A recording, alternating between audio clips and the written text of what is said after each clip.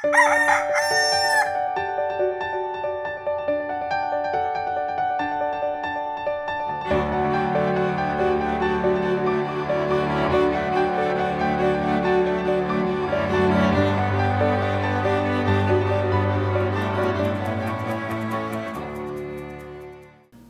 umaga po sa inyong lahat.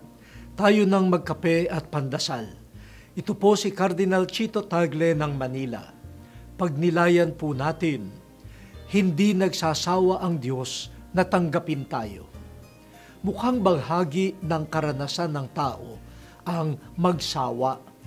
Kapag paulit-ulit na ang ulam na hinahain, ang musikang pinatutugtog, ang damit na isinusuot, ang kwentong naririnig na sasambit natin, nakakasawa na yan. Pero mas masakit kung ikaw ang sabihan, nakakasawa ka na. Pagsawaan ka man at itakwil ng iba, hindi ka pagsasawaan ng Diyos. Dahil siya ang lumikha sa atin, siya ay may kaugnayan sa atin na hindi mapuputol. Lagi siyang may nakikitang kaakit-akit sa atin.